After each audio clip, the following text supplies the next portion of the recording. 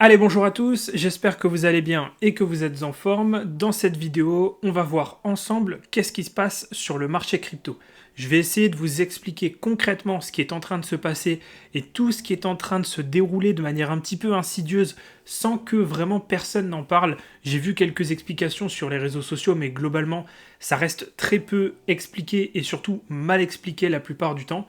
Donc je vais vous expliquer tout ça avec ma grille de lecture. Ça, ce sera en première partie de vidéo, et en deuxième partie de vidéo, on verra ensemble quel va être l'impact sur Bitcoin, sur Ethereum et sur les altcoins à court et moyen terme. On va pas parler du long terme, puisque le long terme, on en a parlé dans la dernière vidéo, où je vous donnais du coup mes projections avec les niveaux d'extension qu'on pouvait aller chercher, que ce soit sur Bitcoin, Ethereum et les alt. Donc là, on va essentiellement parler du court et du moyen terme. Avant de commencer cette vidéo, si tu n'es pas abonné à la chaîne, pense à le faire, à me mettre un like et un commentaire. C'est un gros soutien à la chaîne, on est en train de bien monter actuellement, et je suis sûr que vous allez adorer le contenu que je vais vous présenter dans cette vidéo, donc n'hésitez pas à vous abonner. Allez, sans plus tarder, on va commencer la vidéo. On commence donc avec l'inflation. Alors, je pense que vous l'avez très bien vu autant que moi, rien qu'avec ce graphique, on a une inflation qui repart à la hausse aux États-Unis. On était à 2,4 en septembre, 2,6 en octobre, 2,7 en novembre. Ça, c'est donc pour l'inflation IPC, d'accord, l'indice des prix à la consommation. Il y a également le PCE dont on a déjà parlé, et on va parler aussi de l'indice de Truthflation qui nous donne l'inflation réelle aux États-Unis. Toujours est-il que l'IPC, ce que je vous montre donc à l'écran, c'est ce qui est extrêmement surveillé par les marchés. Et aujourd'hui, l'IPC est passé de 2,4 à 2,7 entre septembre et novembre 2024. Ce que ça pose comme problème, c'est que l'inflation, si elle repart à la hausse, la Fed ne peut plus baisser les taux d'intérêt autant qu'elle l'avait prévu. Pour info, la Fed avait pour objectif de baisser les taux à plusieurs reprises pendant l'année 2025. On a des taux actuellement entre 4,25 et 4,50, et globalement, on devait avoir plusieurs baisses consécutives de 25 et 50 points de base pour atteindre des niveaux beaucoup plus bas. Le problème, c'est que comme l'inflation repart, la Fed, dont le premier mandat, c'est la stabilité des prix, donc lutter contre l'inflation, elle ne peut donc plus baisser les taux de manière aussi importante, parce que plus elle va baisser les taux rapidement, plus elle peut favoriser le retour de l'inflation. Sauf que, évidemment, une baisse de taux, ça favorise les actifs risk-on, donc les actions et les crypto-monnaies. Vous comprenez donc que c'est un serpent qui se mord la queue, c'est-à-dire que plus l'inflation repart à la hausse, moins la Fed est enclin à baisser les taux, et moins elle baisse les taux rapidement, plus les actifs risk-on souffrent et sont amenés à baisser. Ça, c'est le premier point, et vous allez voir après, on va en parler. L'élection de Donald Trump et l'arrivée de Donald Trump avec sa politique renforcent la crainte des investisseurs liée à l'inflation. C'est exactement ce que je vous évoquais dans ma vidéo que j'avais fait en novembre dernier, avant même que Donald Trump soit élu, où j'expliquais que la politique de Donald Trump allait avoir un impact sur les crypto-monnaies, notamment au niveau de l'incertitude économique, au niveau de l'augmentation du déficit public américain et au niveau des complications qu'amène l'instauration de ces fameux droits de douane. Si on regarde au niveau de Truthflation, on voit que l'inflation aux États-Unis est à 2,96%. Donc au niveau de Truthflation, on est un petit peu plus haut que ce qu'on a au niveau de l'IPC qui est à 2,7%. Par contre, on est un petit peu plus bas que ce qu'on avait en fin décembre, puisqu'en fin décembre, on était aux alentours de 3,04%. Donc à ce niveau-là, ça baisse quand même. Maintenant, on reste toujours à 3%, on est loin des 2% d'objectifs de la Fed, et je pense qu'on n'y arrivera pas avant un moment. Maintenant, si on avance un peu, on se retrouve ici sur Reuters, et on voit ici, rien qu'avec cette news que je vais vous traduire pour vous montrer, pour ceux qui ne parlent pas anglais, ici on a une news qui nous dit « Les investisseurs se sont désinvestis de 5,05 milliards de dollars nets de fonds d'actions américains. » Tout ça au cours de la semaine, c'est-à-dire que les investisseurs vendent des actions. Et au contraire, ils ont acquis 56,19 milliards de dollars de fonds du marché monétaire, et c'est donc leur plus gros achat net hebdomadaire depuis le 4 décembre 2024. Donc globalement, ce qu'il faut comprendre, c'est que les investisseurs vendent des actions pour acheter des obligations d'État à court terme, d'accord? Puisque je vous ai mis ici, pour ceux que ça intéresse, fonds du marché monétaire, donc c'est Money Market Funds. Sur Zone Bourse, on a un très bon article là-dessus, et vous voyez ici que ce sont donc des obligations à court terme émises par des entreprises ou des gouvernements. On a également des certificats de dépôt, les billets à ordre, etc. Bref, c'est du marché obligataire pour faire simple. Donc les investisseurs vendent des actions qui sont risqué, considéré comme risqué, pour aller se protéger avec des obligations d'État considérées comme beaucoup moins risquées et beaucoup plus stables. Si vous regardez ici, on voit que sur la partie equity, donc ce qui correspond aux actions, on a eu beaucoup de ventes et de prises de profit sur la fin de l'année 2024. Et au contraire, depuis fin 2024 et début 2025, on voit que les investisseurs se positionnent en masse sur du money market et des bonds, d'accord ? Donc du marché obligataire. Forcément, inutile de vous dire que si les investisseurs vendent des actions parce que c'est un actif risqué pour acheter des obligations, ils vendent également des crypto-monnaies, puisque les crypto-monnaies sont considérées comme plus risquées que les actions. Donc forcément, si on vend les actions parce que c'est risqué, on vend aussi des cryptos. Ici, on a un autre graphique qui nous montre ça également, c'est les flows, donc en gros les entrées sur les bonds, sur les bons du trésor américains.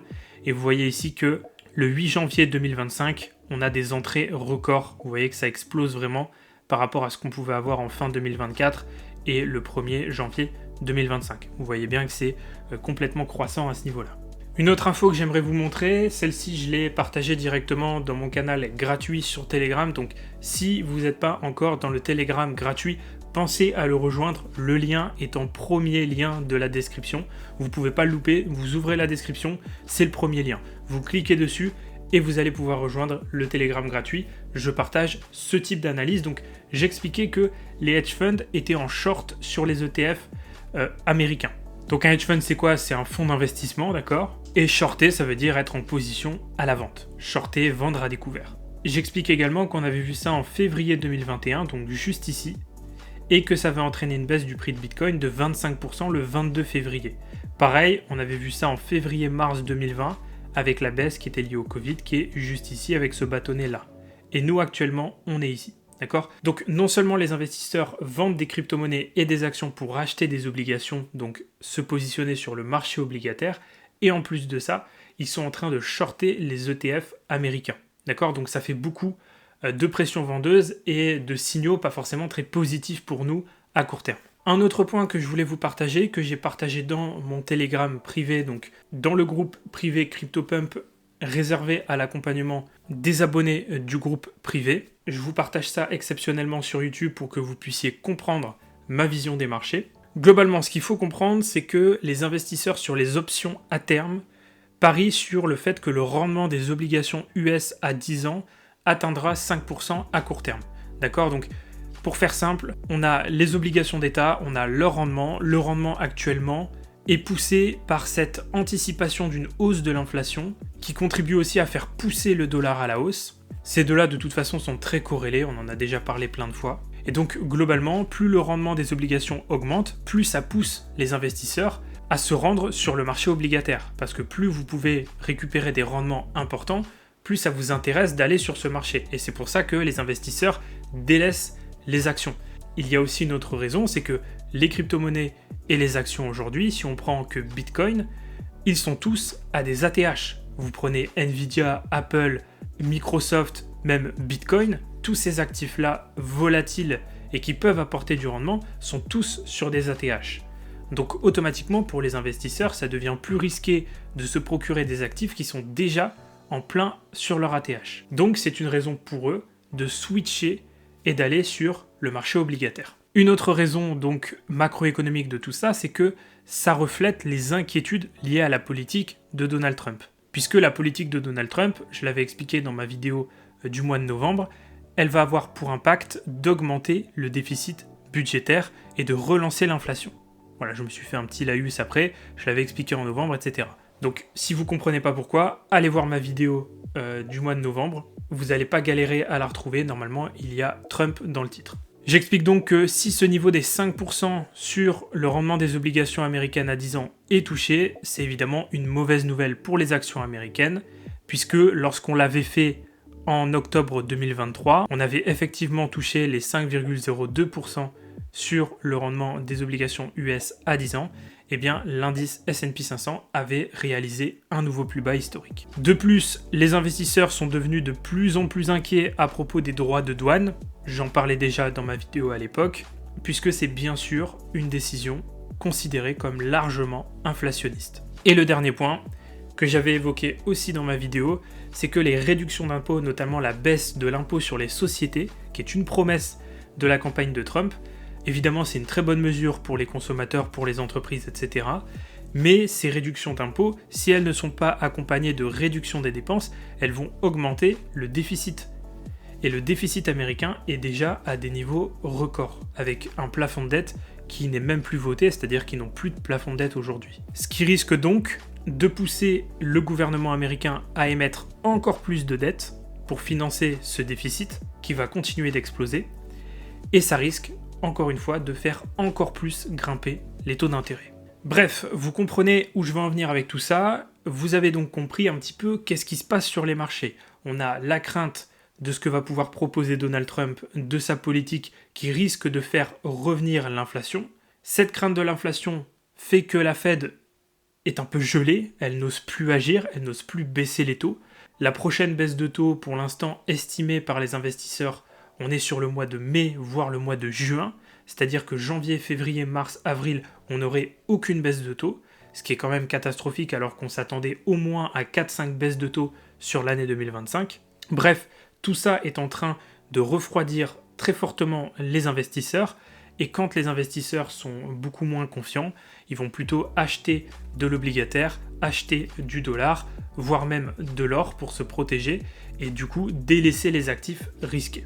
Et c'est pour ça que les actions et les crypto-monnaies sont en train de baisser. Et évidemment, une hausse du rendement obligataire, une hausse des taux d'intérêt ou des taux d'intérêt directeurs très hauts et une hausse du dollar, c'est que des facteurs qui sont extrêmement mauvais pour Bitcoin. Maintenant, je relativise toujours, là on parle du court et moyen terme, puisque je vous ai dit mai, juin, voire même potentiellement jusqu'à la fin de l'année, on parle vraiment d'un horizon de court à moyen terme.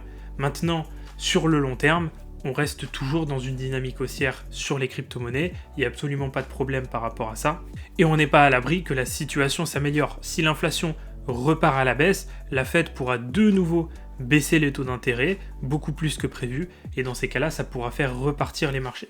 Donc là, je vous donne vraiment le scénario à brûle-pourpoint des marchés actuellement, pourquoi ça baisse, et je vous explique. Non, c'est pas dû au fait que le gouvernement américain a l'autorisation de vendre les bitcoins saisis dans l'affaire de Silk Road. Non, c'est pas une question de manipulation des marchés qui veut vous faire paniquer et vendre vos bitcoins pour récupérer vos bitcoins. Non, c'est beaucoup plus profond que ça. C'est uniquement des raisons macroéconomiques et c'est important que vous compreniez ça pour pas vous faire avoir et potentiellement prendre des décisions trop tard.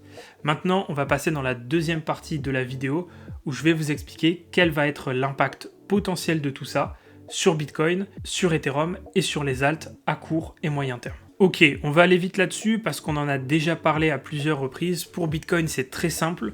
On a deux zones d'extension à aller chercher. Tant qu'on ne vient pas casser ici ce niveau à 102 910 $, on va pouvoir aller chercher la première zone d'extension ici à 86 000 $ et la deuxième zone d'extension ici à 75 800, 75 900. D'accord ? Ça, c'est la suite logique. D'accord ? Si on ne casse ici, on invalide ces deux plans baissiers. D'accord ? Tant qu'on ne casse pas ici, l'objectif c'est d'aller chercher ça et ensuite potentiellement ce niveau. On peut très bien aller chercher que le premier et ensuite repartir à la hausse. Ça c'est un scénario que j'ai déjà vu plein de fois, donc c'est totalement probable. Par contre, si on voit qu'on traîne trop dans cette zone et qu'on n'arrive pas à avoir de grosses impulsions haussières, on ira très probablement chercher cette zone. Donc ça fait une baisse encore sur Bitcoin, une baisse moyenne de 10 à 20% à peu près, d'accord, si on prend vraiment la moyenne basse. Pour Ethereum, on est dans un cas de figure similaire, tant qu'on ne vient pas casser l'invalidation qui est juste ici, d'accord, donc on va la tracer justement ensemble, on va la mettre ici, voilà. Tant qu'on ne casse pas cette invalidation qui a 3750 $, l'objectif c'est d'aller chercher la première zone d'extension ici à 2700 $ et la deuxième zone d'extension à 2100 $. Donc la même chose que pour Bitcoin, on peut très bien aller chercher que la première zone et repartir à la hausse, et on peut aussi aller chercher la deuxième, donc valider les deux zones d'extension, comme on l'avait fait ici, rappelez-vous, quand on était venu chercher cette zone d'extension, on avait réagi une fois, deux fois, trois fois, quatre fois dessus, et ensuite on était parti. Donc là, ça sera probablement la même chose. Concernant le Crypto Total 3, donc la market cap globale des cryptos en excluant Bitcoin et Ethereum, Pareil, tant qu'on ne vient pas casser cette invalidation qui est juste ici, d'accord, on va la tracer ensemble, on a un objectif, premier objectif en tout cas, dans cette zone ici, dans laquelle on a déjà réagi aux alentours des 880 milliards de dollars de capitalisation. Si on ne réagit pas dans cette zone une deuxième fois, et qu'on traîne un petit peu dedans, voire même qu'on la casse, on ira chercher la deuxième zone ici, aux alentours des 740-750 milliards de dollars de capitalisation. Donc ça nous ferait encore une baisse sur les alts d'environ 7 à 10% sur la première zone, et pour la deuxième zone entre 21 et 25%. Évidemment c'est une moyenne, il y a des alts qui vont beaucoup plus baisser que d'autres, mais ça ferait encore une belle correction et une belle chute sur le marché des altcoins. Et pour terminer, on va parler donc des Others, donc le crypto total des Others, qui correspond donc à la market cap globale des cryptos en excluant le top 10. Et là, effectivement, tant qu'on ne repasse pas au-dessus des 425 milliards de dollars de capitalisation, on peut aller chercher cette première zone aux alentours des 300 milliards de dollars de capitalisation, et cette zone ici aux alentours des 230 milliards de dollars de capitalisation. Donc pareil, ça correspondrait encore à une baisse de environ 8 à 10% sur la première zone, et on serait entre 30 et 35% sur la deuxième zone. Donc évidemment, ça ferait encore très très mal au portefeuille. Il faut l'avoir en tête, c'est une possibilité. Si les conditions vis-à-vis de l'inflation, vis-à-vis des décisions monétaires de la Fed, et surtout au niveau de la politique de Trump, ne vont pas dans le bon sens, on risque très fortement de revenir à l'intérieur de ces zones. Voilà, mon propos n'est pas forcément d'être alarmiste, pas du tout, au contraire, je suis toujours très très positif à long terme sur les crypto-monnaies. Je reste très positif quant au fait que la tournure des événements peut vraiment être positive, on peut vraiment avoir une amélioration dans une semaine, 2 semaines, voire même un mois, et toute cette histoire de narrative autour de l'inflation sera derrière nous. Maintenant, il y a toujours un risque, d'accord ? Si les investisseurs vendent des actions pour acheter de l'obligataire, c'est qu'il y a une raison. Ce ne sont pas des débutants, ils ont de l'expérience. S'il y a un mouvement global qui se fait sur le marché, c'est qu'il y a une raison. Donc on est obligé d'en parler, on est obligé d'en prendre compte et de comprendre ce qui se passe. Donc pour conclure, qu'est-ce qu'il faut faire à partir de maintenant ? Il faut absolument scruter toutes les news liées à l'inflation. Dès que vous voyez une news de l'inflation IPC, PCE, voire même des discours de Jérôme Powell ou d'autres banquiers centraux, il faut évidemment, à chaque fois que vous entendez parler d'inflation, scruter ce qui a été dit à ce sujet. Ça, c'est le premier point. Deuxième point, il faut faire attention aux discours des banquiers centraux, mais aussi à partir de maintenant, de l'administration Trump à partir du 20 janvier. Puisque tout discours de leur part va avoir un impact sur les marchés. Troisième point, il faut comprendre que good news is bad news. D'accord ? Une bonne nouvelle est en fait une mauvaise nouvelle. C'est-à-dire que dès qu'on aura des bonnes nouvelles économiques, par exemple des bons résultats sur le marché du travail comme c'est le cas aujourd'hui, eh bien en réalité ce sera une mauvaise news sur le marché et ça fera baisser les actions et les crypto-monnaies. Parce que le marché se dit que si les nouvelles sont bonnes, il n'y a aucune raison que la Fed se précipite à baisser les taux. Évidemment, si demain le chômage repart à la hausse, voire explose aux États-Unis, qu'on commence à avoir une véritable crise au niveau du marché du travail, la Fed va être obligée de baisser les taux, voire de mettre en place des mécanismes de relance pour soutenir l'économie américaine. Maintenant, si les résultats sont bons, la Fed va se dire autant que je laisse un peu que j'observe ce qui se passe, il n'y a pas de nécessité d'agir tout de suite, il n'y a pas de nécessité de baisser les taux, donc je peux laisser l'inflation évoluer et regarder ce qui se passe et prendre des décisions par la suite. Donc, comme les marchés anticipent ça, dès qu'on aura des bonnes nouvelles, elles seront considérées comme des mauvaises nouvelles. Et à l'inverse, dès qu'on aura des mauvaises nouvelles, c'est-à-dire une hausse du chômage, une contraction du marché du travail, des mauvais résultats sur le PIB, sur les directeurs d'achat, etc., eh bien, ça sera considéré comme une bonne nouvelle, puisque ça voudra dire que l'économie américaine est en train d'en pâtir et que donc la Fed devra agir beaucoup plus rapidement en baissant les taux, en injectant des liquidités pour essayer de soutenir l'économie qui est en train de se contracter. Donc voilà un petit peu ce que vous devez suivre, ce que vous devez regarder en ce début d'année. Évidemment, je tiens à le répéter encore une fois, ce que j'ai évoqué dans la dernière vidéo, à savoir mes plans basés sur les extensions de Fibonacci sur les différents actifs, sont toujours valides, puisqu'on parle bien d'un horizon de temps weekly, monthly, donc on parle bien d'un horizon de temps long terme, et sur le long terme, j'ai aucun doute sur le fait qu'on ira chercher ces niveaux de valorisation sur les crypto-monnaies. Dernier point important, si vous faites du trading sur les crypto-monnaies, soyez extrêmement prudent puisqu'on va avoir accès à des gros excès de volatilité dans les prochains jours, prochaines semaines, prochains mois.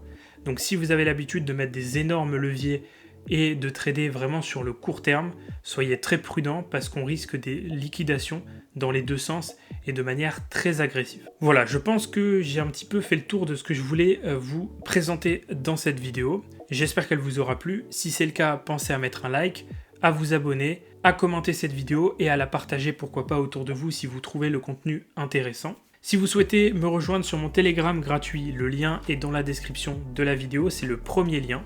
Pour mes autres réseaux sociaux, que ce soit Instagram, TikTok, vous avez également le lien dans la description de la vidéo. Pour ceux qui souhaitent rejoindre mon club privé ou avoir accès à mes coachings et formations, vous avez également tous les liens dans la description de la vidéo.